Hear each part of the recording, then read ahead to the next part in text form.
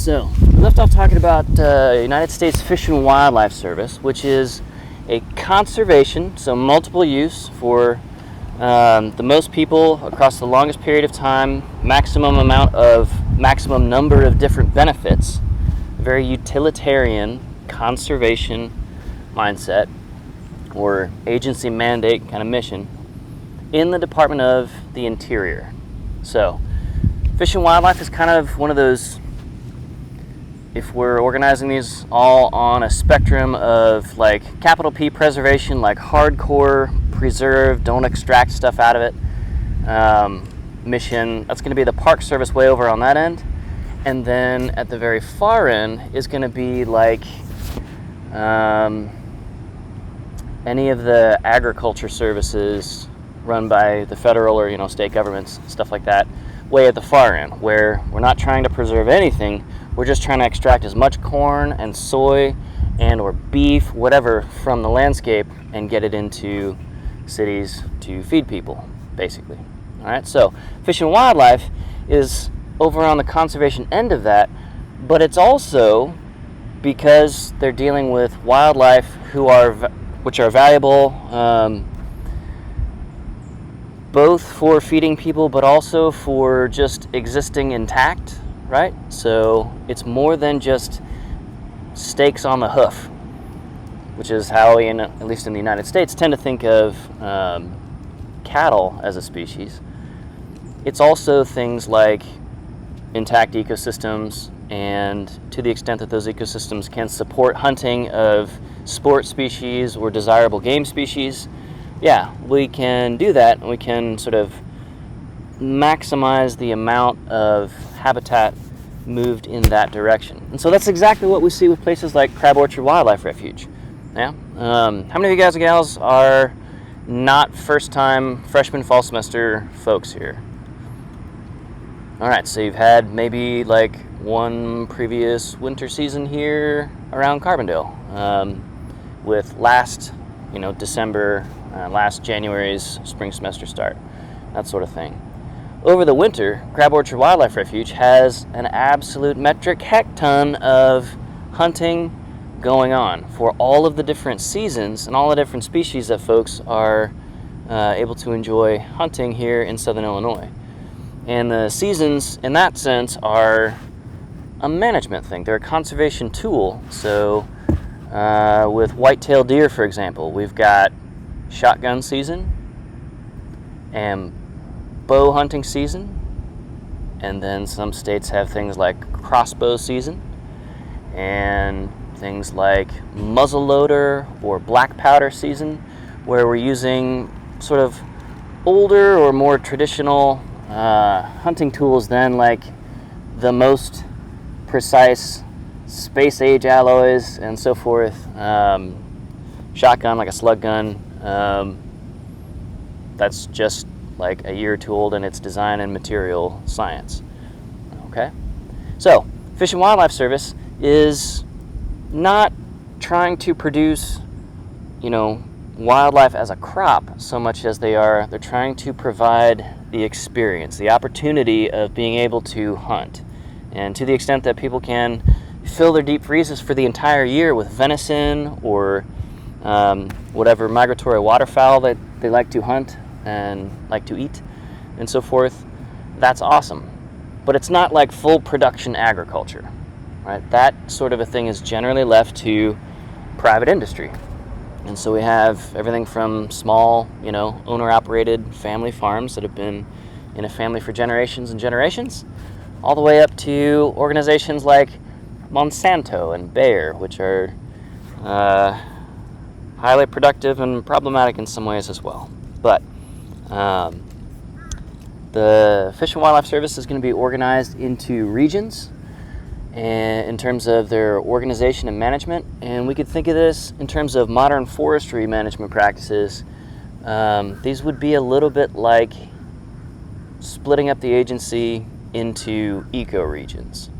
Okay, and the Forest Service does the exact same thing. So it's useful for the professional development class, if any of you guys are taking that, to understand that the Forest Service doesn't really do hiring, for example. If you guys and gals are trying to get on that particular federal pathway, career-wise, they don't do stuff across the entire Forest Service. And they do sometimes do some job postings, but not huge ones where they're hiring a lot of people. They'll do it through the region. So not a national hiring call, not a just XYZ district on the Shawnee National Forest hiring call. It'll be something kind of in between. So Shawnee National Forest belongs to a region of the United States Forest Service.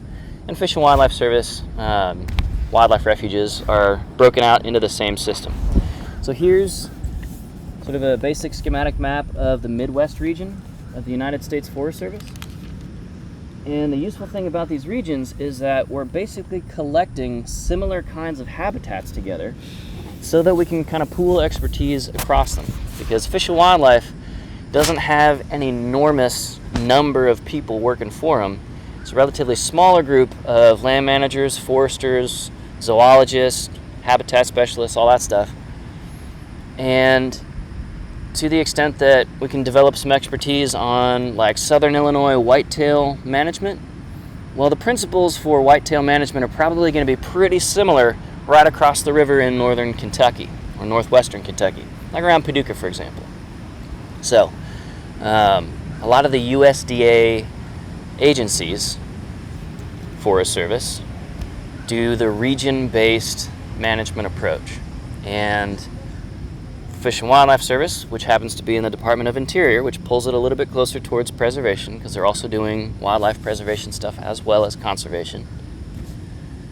They use that region-based management approach as well. So here is not Crab Orchard National Wildlife Refuge. This is Okefenokee National Wildlife Refuge. Anybody ever been down to Okefenokee? It's pretty cool, y'all. It's a blackwater swamp that's kind of straddles the border of Florida and Georgia, and it's basically a flooded forest. So a freshwater swamp with standing or very, very slow flowing water on the order of like an inch or less per hour of directional flow. It's just like a gigantic muddy puddle with tree species that can handle having wet feet, right? So trees that are okay with hydric soils. Cypress, for example. We have sort of the northern limit of the extent of cypress here in southern Illinois. And the wildlife refuge here is, it's in the southeast, so it's going to have very sandy soils. It's going to have a subtropical climate regime. All right, this is just north of the Tropic of Cancer, which cuts Florida in about half. This is on the Florida-Georgia line, north of that. And so it does get cold here. It can freeze here, but not for very long. And because water has a very high thermal mass, it's not going to freeze real hard. It takes a lot of energy removed from water, lots and lots of energy removed from water to make it drop down just a little bit in temperature. It's got a high thermal mass. Okay? So here we don't have a ton of whitetail, for example. Whitetail don't like existing in swamp, and most of this place is perennially flooded. So instead, the emphasis here, because this is a Department of Interior agency and they're doing preservation and conservation stuff, they are providing critical core habitat for things like gators. So there's some hunting, presumably available mostly around the edges of the National Wildlife Refuge down there. But the highest and best use in quotes of that alligator species, Florida gators, is going to be in the wildlife appreciation, the viewing, the photography, the encountering, and stuff like that. So it was 10 years ago was the last time I took students for summer camp down through the southeast, and we stopped at Okefenokee National Wildlife Refuge for several days. And there's no backpacking because there's no solid land to walk on. Instead, it's all canoe trails. So we loaded into canoes for a couple of days, and in late May, early June, Okefenokee National Wildlife Refuge is already really, really, really hot and humid. And we paddled around for a couple days, and you jump in actually at a local state park called Stephen C. Foster State Park, rent your canoes there, and then cross the border into the Federal Wildlife Refuge. And you go from, essentially, it's a tent platform that's made out of like decking material. It's just wooden posts and then wooden decking on top of that with an outhouse at one end, hopefully the downwind end, and then like a picnic table and space to set up your tents. And at most you're like 18 inches up above the water line. And the place is chock full of alligators, just a bazillion of them. So there the fun isn't in trying to, spearfish for alligators. I don't believe that's really a thing.